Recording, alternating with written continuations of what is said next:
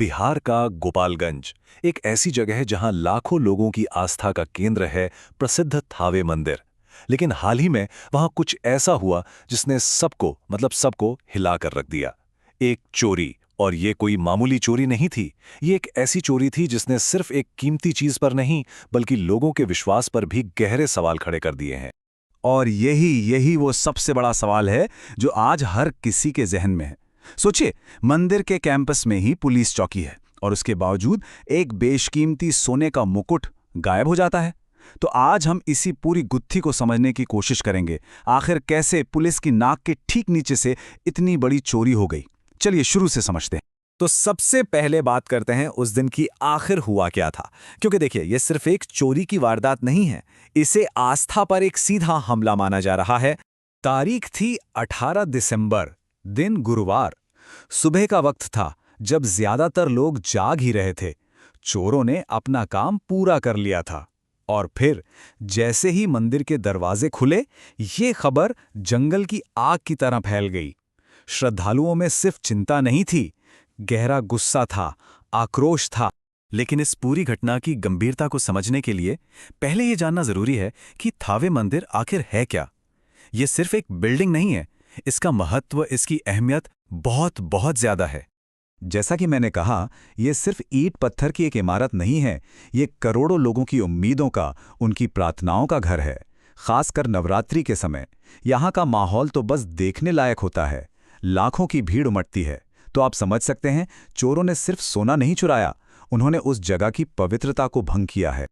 और जो चीज चोरी हुई वो थी मां दुर्गा की प्रतिमा पर सजा सोने का मुकुट, वजन करीब आधा किलो।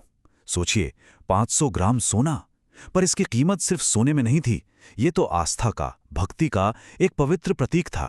अब जाहिर है, जब इतनी बड़ी घटना हो तो प्रशासन भी हरकत में आएगा ही।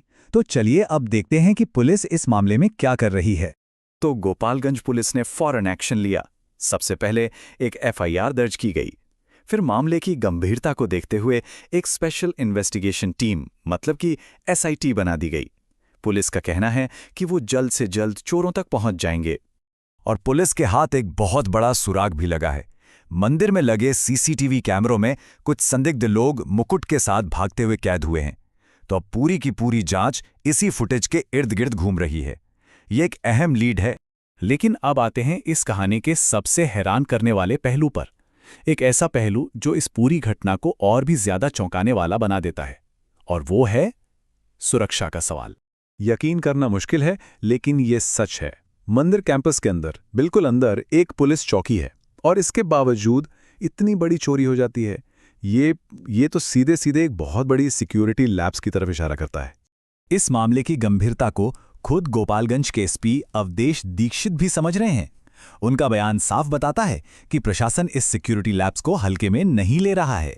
अब एक इंटरनल जांच भी शुरू हो गई है कि आखिर उस वक्त ड्यूटी पर तैनात पुलिसकर्मी क्या कर रहे थे।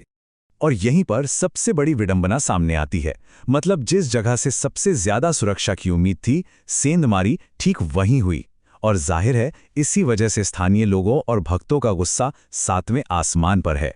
तो सवाल उठता है, अब आगे क्या? इस घटना के बाद क्या क्या कदम उठाए जा रहे हैं और इसके दूरगामी असर क्या हो सकते हैं? तो देखिए, फौरी तौर पर तो मंदिर और उसके आसपास के इलाकों में सिक्योरिटी बढ़ा दी गई है। हर आने जाने वाले पर कड़ी नजर रखी जा रही है। पुलिस पर भी जबरदस्त प्रेशर है, क्योंकि जैसा मैंने पहले कहा, यह सिर्फ एक चोरी का केस नहीं है, ये लाखों लोगों की भावनाओं से जुड़ा मामला है।